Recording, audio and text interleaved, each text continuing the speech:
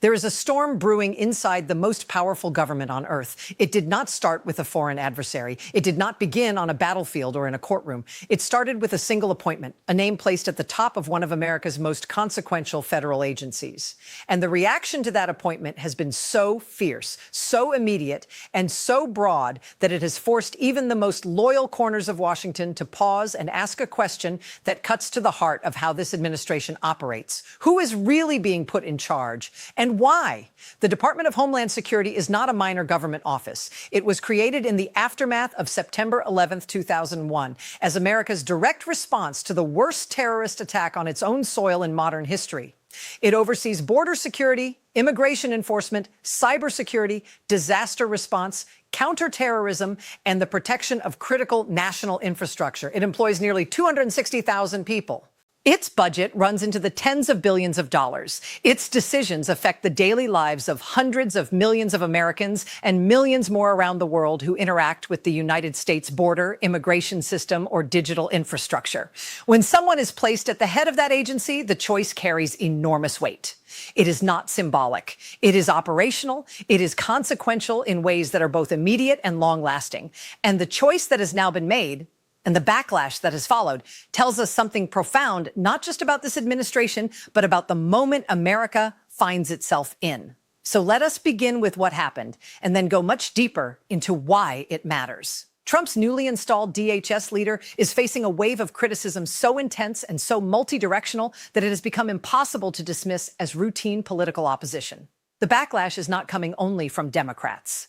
It is not coming only from civil rights organizations or immigration advocates, though those voices are certainly present and vocal. The criticism is coming from career law enforcement professionals, former DHS officials who served under both Republican and Democratic administrations, legal scholars, and even figures within conservative circles who believe that the appointment represents a dangerous departure from the institutional standards that make DHS functional and credible. The core of the backlash centers on several converging concerns: qualifications, ideology, past statements, and what critics describe as a fundamental mismatch between the demands of the role and the profile of the person now occupying it. To understand why this matters so deeply, you have to understand what DHS leadership actually requires. Running the Department of Homeland Security is not a political reward. It is not a position that can be effectively filled by someone whose primary qualification is loyalty to the president or ideological alignment with a particular movement. It demands operational expertise across multiple complex domains simultaneously. A DHS secretary needs to understand border security at a granular level, not just the politics of immigration, but the logistics, the law, the international agreements, the humanitarian frameworks, and the enforcement mechanisms that make the system function or fail. They need to understand cybersecurity threats at a technical level sufficient to make strategic decisions about protecting American infrastructure from nation-state actors. They need to understand emergency management well enough to coordinate federal disaster response when hurricanes, wildfires, or other catastrophes overwhelm state capabilities. And they need to command the respect of career professionals across dozens of agencies and subdepartments who have spent their entire working lives in these specialized fields. When critics look at the new DHS leader and raise the alarm, they are not doing so for trivial reasons. They are asking a fundamental question: does this person have what it takes to actually run this machine? And the answer that career officials and independent experts are arriving at is making people deeply uncomfortable. Now let us go into the why. Why would an administration that understands the stakes make an appointment that generates this level of institutional pushback? The answer lies in understanding how the Trump White House conceptualizes federal agencies and what it believes they are ultimately for. There is a governing philosophy at the core of this administration that views the federal bureaucracy, including its most sensitive security agencies, not primarily as operational institutions that must be insulated from political pressure to function effectively, but as instruments of executive will that should be fully responsive to the president's agenda. This philosophy, sometimes described as unitary executive theory taken to its most aggressive expression, holds that the president should have complete and direct control over all executive branch functions, and that the career officials and institutional norms that create distance between political leadership and day-to-day operations are obstacles rather than safeguards.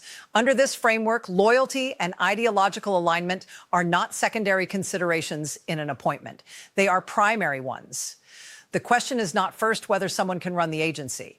The question is whether they will run it in the direction the president wants it to go, without resistance, without institutional pushback, and without the kind of internal friction that career bureaucrats sometimes create when they believe a policy direction is legally problematic or operationally counterproductive. This is why the appointment makes political sense from inside the White House, even as it generates a firestorm from outside it. But here is where the analysis must go deeper, because the consequences of this approach to federal leadership are not abstract.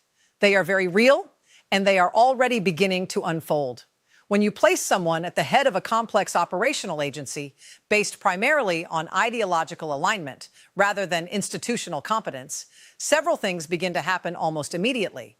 Career officials, the people who actually know how to run the systems, begin to disengage. Some retire early, some transfer to other agencies. Some stay but withdraw their full professional engagement, doing the minimum required rather than the maximum possible. Institutional knowledge, which takes years and sometimes decades to build, begins to erode. And the vacuum that is created is filled not by competence, but by political operatives whose primary skill is navigating the preferences of the executive, not managing complex security operations. This is not speculation. It is a pattern that has been documented across multiple administrations when political appointees with insufficient operational backgrounds are placed in charge of agencies that depend on professional expertise. The results are visible in delayed disaster responses, in border management breakdowns, and cybersecurity vulnerabilities that go unaddressed because the people who understood them have left, and in legal challenges that multiply because the institutional guardrails that once prevented overreach have been dismantled.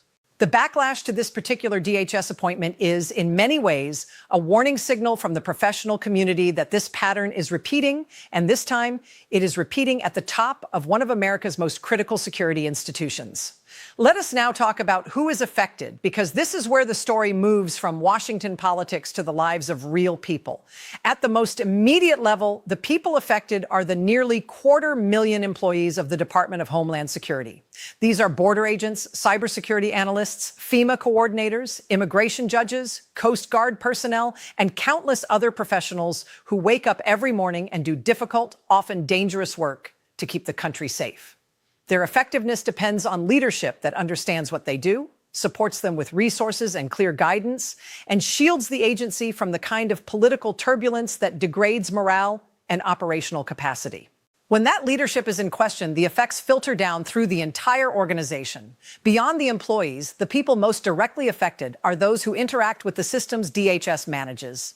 Immigrants and asylum seekers navigating an already strained and legally complex system. American businesses that depend on cybersecurity frameworks to protect their operations. Communities in disaster-prone regions that rely on FEMA's coordinated federal response when state resources are overwhelmed.